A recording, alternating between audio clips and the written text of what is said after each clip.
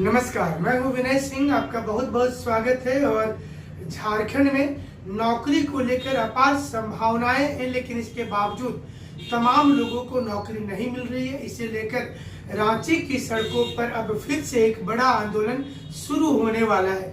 इस पर आज खास बातचीत करेंगे। साथ ही साथ आपको बताएंगे कि बीपीएससी और जेपीएससी की तैयारी आप घर बैठ करके कैसे कर सकते हैं।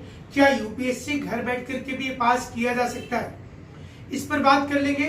और साथ ही साथ बता दें कि जो लोग हमारे साथ में सीधा बातचीत करना चाहते हैं वो प्रतिदिन रात को 8 बजे से 9 बजे के बीच में वो बातचीत हमारे साथ सीधा कर सकते हैं। और साथ ही नोट्स भी घर में मंगा सकते हैं, जो उसमें मिनिमम चार्जेस लग रहा है वो देने के बाद।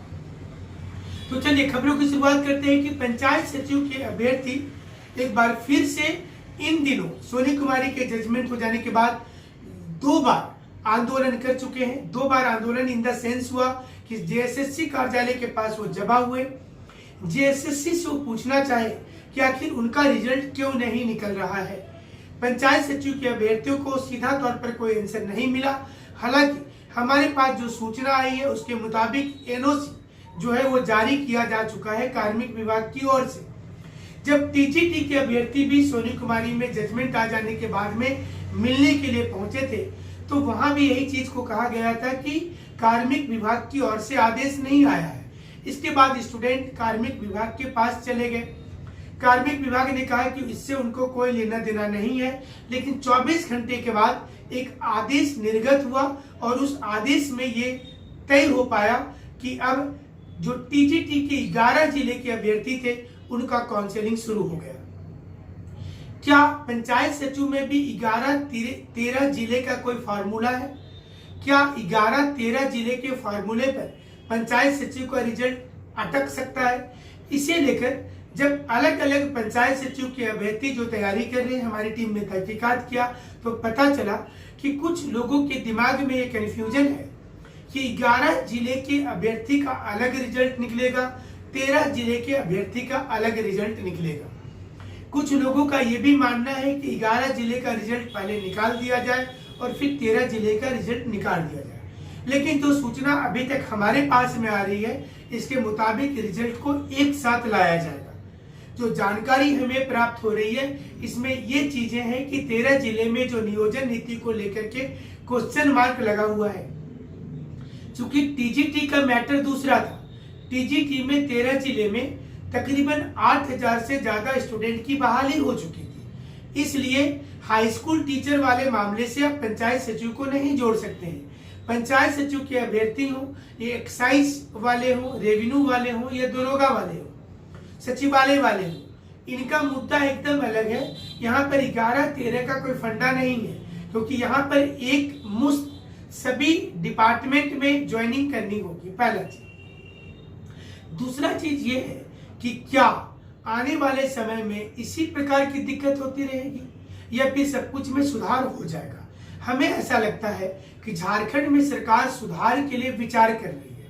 ये विचार कितना होगा ये समय आने पर पता चलेगा। लेकिन सरकार के अंदर भी यह आवाज उठने लगी है कि उपचुनाव के नतीजे भी प्रभावित हो जाएंगे अगर युवाओं को अपने पक्ष में नहीं किया गया। वहीं दूसरी ओर 2-3 दिनों के अंदर पहले से अनाउंसमेंट किया हुआ है कि जो 2016 के टेट पास स्टूडेंट हैं वो एक आंदोलन खड़ा कर देंगे।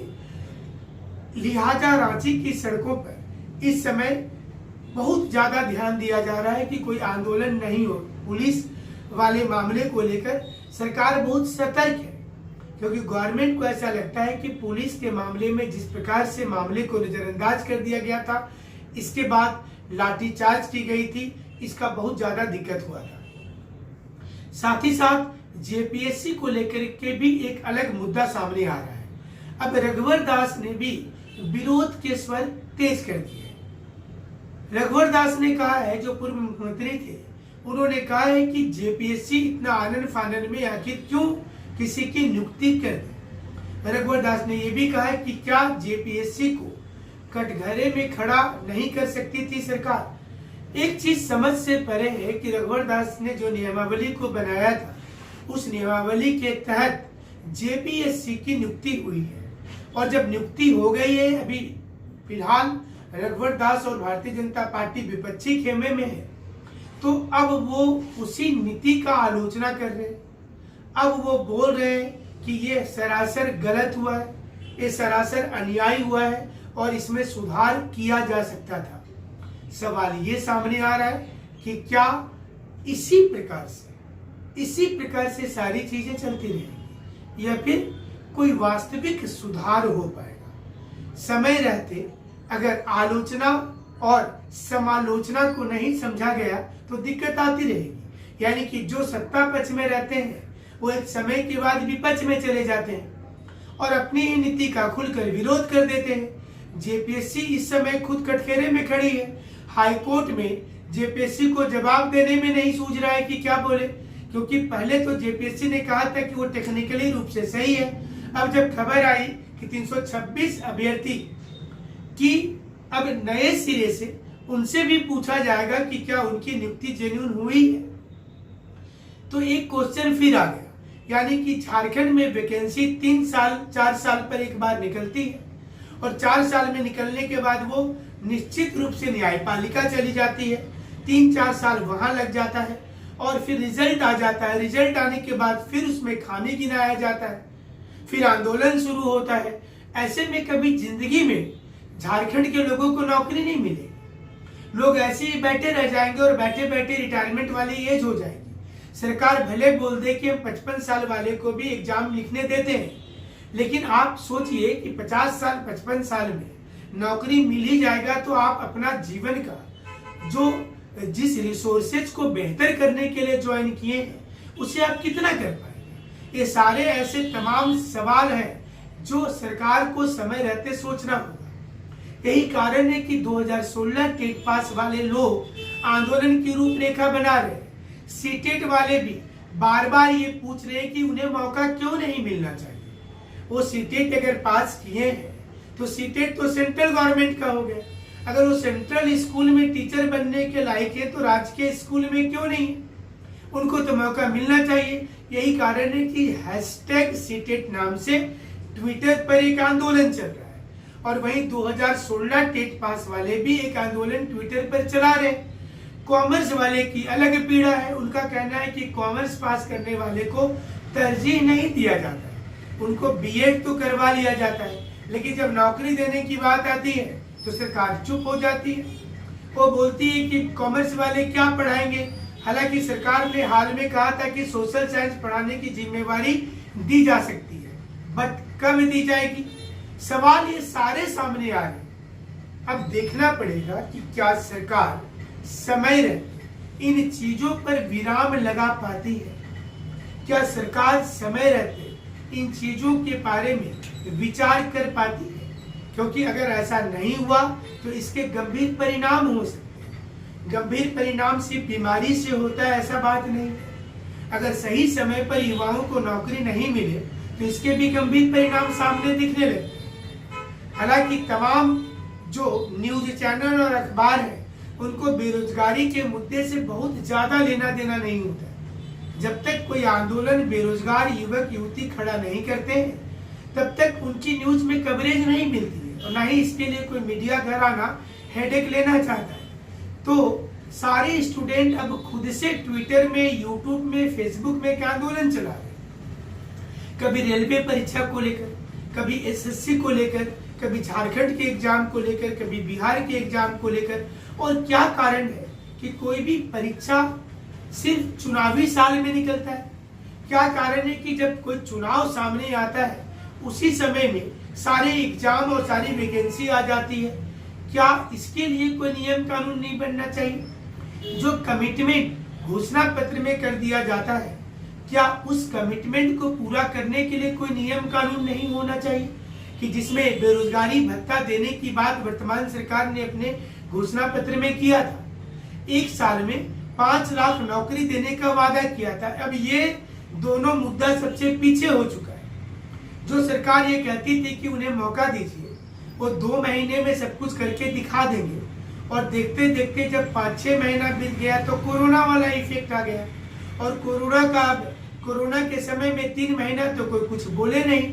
जब युवाओं को लगा कि सारा काम हो रहा है, सरकार की हर चीजें चल रही है, हर विज्ञापन सामने आ रहा है, सिर्फ दिक्कत है तो युवाओं को रोजगार देने का है। तो चलिए इस पर भी मुद्दा उठा देते हैं। और युवा ने जब इसी मुद्दे को उठाना शुरू किया तो सरकार के चेहरे पर चिंता की लकीरें दिखाई देती हैं। हालांकि विधानसभा सत्र में बहुत उम्मीद की गई थी कि युवाओं के मुद्दे पर कोई विधायक जरूर से आवाज उठाएंगे, ऐसा नहीं हुआ। सत्र स्मूथली चला, समाप्त हो गया और इंतजार रह गया अगले सत्र का कि अगले सत्र में क्या कुछ हो। हमारे शो में हम लगातार आपको ऐसी स्थिति के बारे में बताते हैं जिससे बेरोजगारी बढ़ता जा रहा है। झारखंड नंबर 1 पे फिलहाल खड़ा है। देखना होगा अपना ये रिकॉर्ड झारखंड बना करके रखता है या फिर इसमें वह निचले पायदान पर भी बेरोजगारी के मामले में आता है। कुछ एग्जाम की तैयारी के बारे में हमेशा बताते रहते हैं और उम्मीद करते हैं कि आपको इससे लाभ होता होगा। आप घर में बैठ करके तैयारी भी करते रहेंगे। जेपीएससी, बीपीएससी और यूपीएससी का पैटर्न एक होता है। करेंट इवेंट में लगभग 6 मंथ पहले के योजना और कुरुक्षेत्र से अगर आप स्टडी करते हैं तो आपके लिए बहुत ही ज्यादा अच्छा होगा। ऐसे आप gkgs.live साइट जो है उस साइट पर जाकर के भी देखेंगे अथवा vinayisacademy.com इस साइट पर करेंट इवेंट नेशनल हो, इंटरनेशनल हो, झारखंड का हो, ये करेंट इवेंट फ्री होता है। इसके लिए हमारी कोई टीम चार्ज नहीं करती है। आप अगर हमारे व्हाट्सएप पर मैसेज कर देंगे 9431156794 तो आपको करेंट इवेंट डेली का फ्री मिलता रहेगा व्हाट्सएप पर। सिर्फ चार्ज लगता है रेगुलर क्लास करने का, सिर्फ चार्ज लगता है रेगुलर पूरे कोर्स के स्टडी मटेरियल को मंगाने का। लेकिन करेंट इवेंट से ज्यादा सवाल आते हैं। यूपीएससी में 100 क्वेश्चन में तकरीबन 40 से 45 क्वेश्चन करेंट इवेंट होता है। 55 क्वेश्चन कर देने पे सिलेक्शन हो जाता है। तो यूपीएससी का जो लोग तैयारी कर रहे हैं पूरा सिलेबस कभी मत पढ़िएगा, आप करेंट इवेंट की पढ़ाई कर लीजिए जिसमें योजना कुरुक्षेत्र को जरूर से पढ़िएगा। और हमारे साइट पर लास्ट 10 जो मंथ है उसके पूरी चीजें दी हुई है, एक एक चीज बताया हुआ है, चाहे वो इंग्लिश न्यूज़पेपर का हो या हिंदी न्यूज़पेपर का हो। जो लोग सिर्फ झारखंड का न्यूज देखना चाहते हैं वो अब तक news.live पर जाएंगे, उनको सारी जानकारी मिल जाएगी। लेकिन जो कॉम्पिटिटिव एग्जाम लिख रहे हैं उनको सही साइट मिलना जरूरी होता है, क्योंकि बहुत जगह पर लोगों को दिक्कत होती है, जरूरत से ज्यादा समाचार हो जाता है तो आपकी समस्याएं बढ़ जाती है। हमारे एक्सपर्ट्स जो हैं वो आपके लिए जो वीडियो में हम बता रहे हैं वो साइट पर दिया हुआ है, उसको आप देखेंगे। जैसे हम बार बार बता रहे हैं करेंट इवेंट के लिए कोई चार्ज नहीं लगता है और आपको सिर्फ जो व्हाट्सएप पर हम लोग भेजते हैं उसकी चार्ज नहीं ली जाती है। तो करेंट इवेंट को आप व्हाट्सएप के माध्यम से भी एंजॉय कर सकते हैं। gkgs.live साइट पर जाएंगे या vinayisacademy.com पर जाएंगे, दोनों साइट पर जाकर के भी आप देख सकते हैं जनरल नॉलेज की चीजों को। क्या घर में जेपीएससी बीपीएससी की तैयारी की जा सकती है? जरूर से की जा सकती है। आप एनसीईआरटी ले लीजिए। एनसीईआरटी में क्लास 6 से पढ़ना अच्छा माना जाता है, तो 6 से लेकर के 12 तक की एनसीईआरटी पढ़ेंगे और जो चैप्टर क्लास 6 में दिया हुआ है अगर वो 7th 8th 9th में भी है तो उसी वक्त में उस चैप्टर को पढ़ लीजिए। अगर सिंधु घाटी सप्ताह पढ़ रहे हैं क्लास 6 में दिया हुआ है और 7th में तो 9th में भी दिया है तो उसको भी पढ़ेंगे। एक साथ में सारी चीजों को पढ़िएगा तो आपको फायदा हो जाएगा, पहला चीज। दूसरा चीज, नोट्स बनाने को सीखिए। जब तक आप ऐसे तो हमारा स्टडी मटेरियल सफिशिएंट है, बट आप खुद से नोट्स बनाएंगे तो 4-5 मोटी मोटी कॉपी लेंगे वाइट, उसमें 1/4 जगह छोड़ देंगे और उसमें आप लिखेंगे, क्वेश्चन आंसर लिखेंगे, टू द पॉइंट रहना है तो आपके लिए बेहतर माना जाता है। ये भी तरीका पढ़ाई करने का। क्वेश्चन पेपर जरूर रखिएगा। जिस एग्जाम की आप तैयारी कर रहे हैं उसका अगर क्वेश्चन पेपर आपके पास नहीं है तो आपको दिक्कत हो जाएगा। आप जरूर से कोशिश करेंगे कि उसका क्वेश्चन पेपर आपके पास हो। क्वेश्चन पेपर के साथ अगर आप तैयारी करते हैं तो आपको लाभ ज्यादा होगा। क्वेश्चन पेपर के साथ साथ आपको ये भी ध्यान देना है कि एग्जाम लिखते समय जब आप एग्जाम लिखने जाते हैं तो वहां पर आप देखिएगा कि आपको लगता है कि हम कुछ गेस क्वेश्चन पढ़ते तो अच्छा होता, तो आप बहुत ज्यादा चीजों को नहीं पढ़कर अगर शुरुआती समय से ही सिलेक्टिव बनेंगे, पूरे सिलेबस का 60% से पढ़िए, मेंस के लिए भी और पीटी के लिए भी। जो स्टूडेंट पूरे सिलेबस का अध्ययन करके सिर्फ 60% पढ़ते हैं उनका सिलेक्शन जल्दी होता है, लेकिन जो बहुत ज़्यादा पढ़ते हैं उनका कन्फ्यूजन ज़्यादा होता है, उनको मुश्किल हो जाती है। और इसलिए आप कोशिश करेंगे कि बहुत ज़्यादा ना पढ़ करके सीमित चीज़ों में पढ़ेंगे। एग्जाम्स जब भी होगा, हालांकि यूपीएससी की परीक्षा हर साल होती है, आप देखिए कितना भी कोरोना हो गया उसने एग्जाम के डेट को सिर्फ आगे बढ़ाया, लेकिन एग्जाम वो टाइम से ले रही है। स्टेट कमीशन में दिक्कत होता है, और यूपीएससी को अगर आप टारगेट करते हैं तो आपका यूपीएससी के साथ जेपीएससी और बीपीएससी स्वतः तैयार हो जाता है।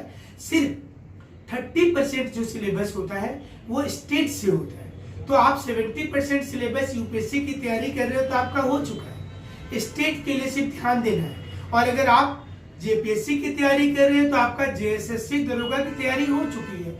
ये सारी ऐसी चीजें हैं जो आपको लाभ दिलाएंगी। प्रतिदिन हम एक अपने वीडियो में बहुत से लोगों के रिक्वेस्ट के बाद साथ में कोई चयनित बच्चे का एक इंटरव्यू दिखाते हैं, जिसके माध्यम से आप जानना चाहते हैं कि उन्होंने अपनी तैयारी कैसे की थी, रणनीति कैसे बनाई थी। आज आपको उत्तराखंड पीसीएस में चयनित भुवन सनवाल का हम इंटरव्यू साथ में दिखा रहे हैं, जो उत्तराखंड पीसीएस में जिनका चयन हुआ है। जो लोग हमारे मार्गदर्शन में चयनित हैं उनकी इंटरव्यू दिखाने में हमें सहूलियत होती है, चाहे वो बीपीएससी में गए हो, यूपीएससी में गए हो, स्टेट कमीशन में गए हो। और आपको भी इससे ज्यादा फायदा होगा। हमारे साथ आप ऐसे जुड़े रहेंगे। हमसे जुड़ने के लिए शुक्रिया। और ये इंटरव्यू